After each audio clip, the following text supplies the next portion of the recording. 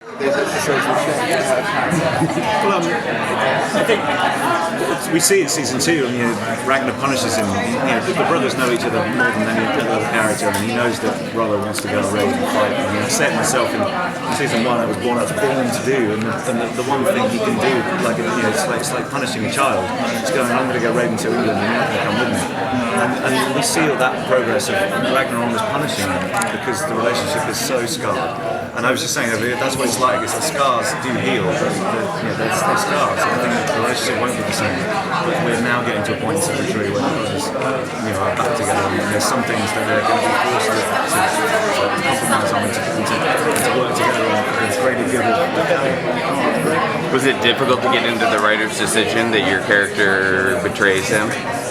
Was it difficult to get into the writer's decision to write it that you fight for Borg?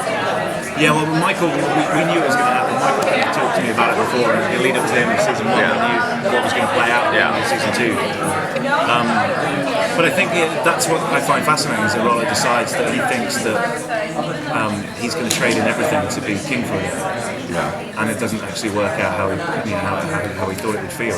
And the best line for me in season 2 is when he turns and says, I stepped out of your shadow, and there's no sunlight, no sunlight at all. And I think that's the point where Rollo realises that the one thing that he loves, he didn't realise how much he loved his brother until he wasn't there anymore. That's what our show's about, though. Our show is about family. It's about, we've all got brothers, we've all got mothers, we've all got fathers, we've all got siblings. And nothing really else compares to family.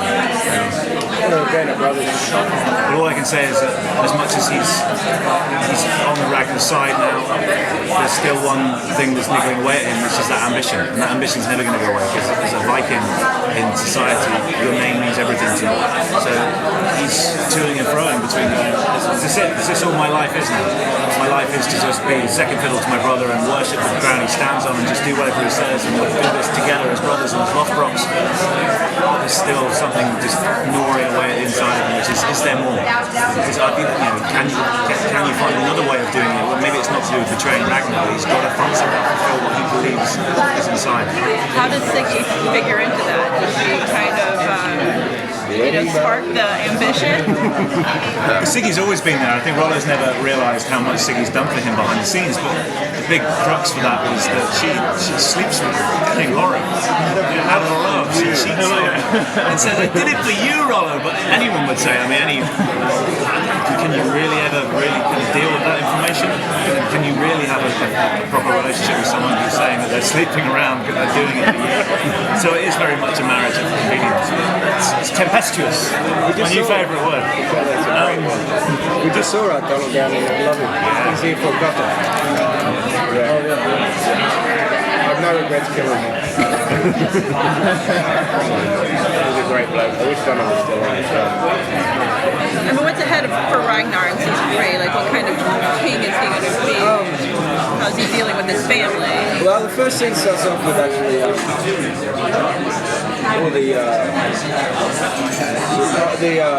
trouble that power causes. I think throughout this year you really becomes a lot how hard it is to be a leader and all the sacrifices you have to make and all that sort of stuff. And which I'm excited about this year. We go to Paris. Last year we got caught up with so much family drama and cattywampus.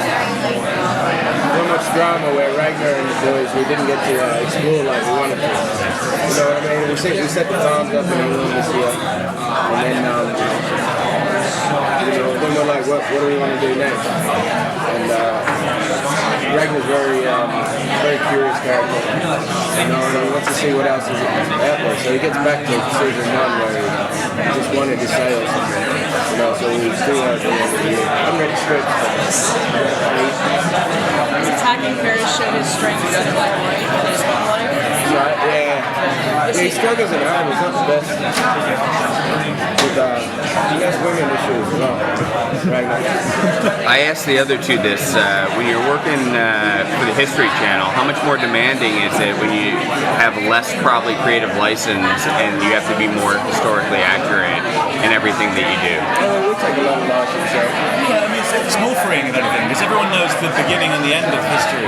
It's how it plays out, and therefore it gives Michael quite a lot to play with. You know that character, and you can hear, you kind of know how some of these characters end up. All you have to do is pick up a history book and you can read about Ragnar, Rollo, but it's the bits in between. It's getting from A to Z, and that's what Michael's job is to create BCB all the way and make it exciting and fresh, because no one really wants to be bogged down by stuff that everyone's read before. The history of anything gives us more. The channel itself gives us more creative license. But obviously our budget is not a filmic budget, and I think what we produce with the limited kind of money we have is amazing. I mean, it's impressive. There should have been a lot more Emmy nominations. We got an important one for us. We got visual effects. Yeah. Julian Parry, who's our visual effects supervisor, is incredible. And the reason why I think he's incredible is you don't actually realise he's done anything. Because it's all about supporting with visual effects. It's about creating backdrops, matte painting, creating mountains that aren't there, snow, deer, running across a scene, and it looks real. And it's so viscous and visceral and He's coming up with some good words today. but it's all thanks to him, and the reason I'm talking about now is because he's the last person to take any credit for it, and he's now the one that's been nominated for an Emmy, and I'm so hopeful he wins it, because it should be about that. It shouldn't be about seeing big dragons and things like that and going, oh, that's a visual effect. You shouldn't even know there's visual effects in the show. Actually, one of the actors did not know. Not when he had it. I was like, oh, I can know visual effects. It's the greatest compliment to give someone like Julian. Really close, English, So tell us about any new characters, anyone that you love or you love to kill. I haven't worked with the new ones. We were in England and they're back in Scandinavia. We actually haven't worked with Ben or who else is there? A couple of people coming in this next episode. Yeah, we're actually sorry. And do you know what? We've killed a lot of them this season as well.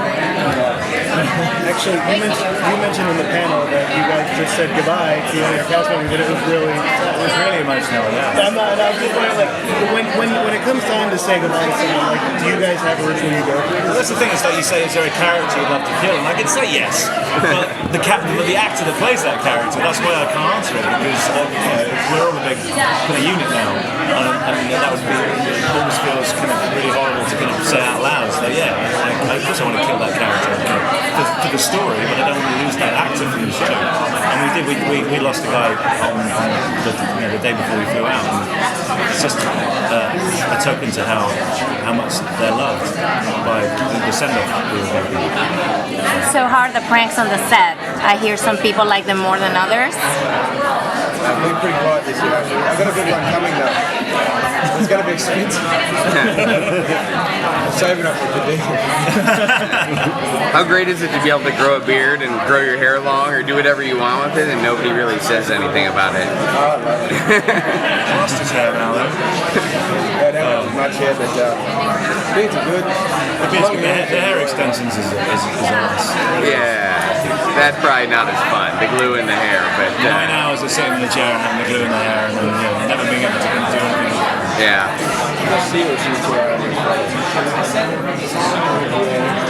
And where's George? For you a headlight.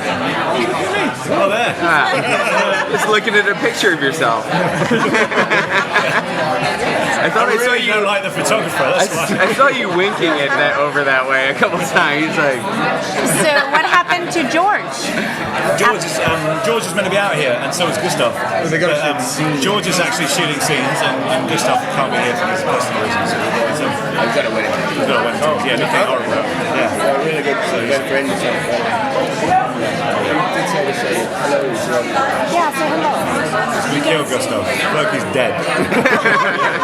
And he cried, and he wouldn't want to be here anyway. So he stormed out. Have you guys ever done anything as actors where you were allowed to influence the direction of the part or the episode? Like suggesting something to change yourself?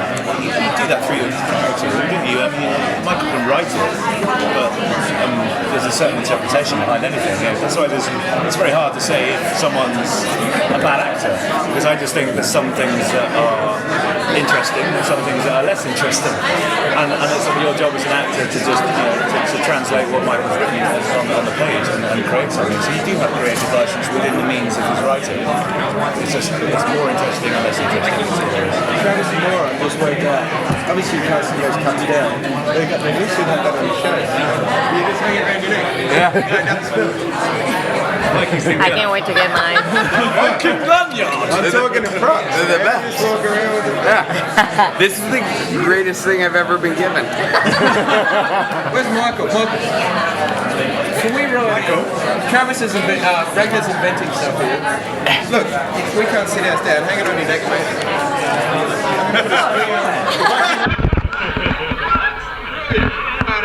If you need anybody to drink in one of your scenes,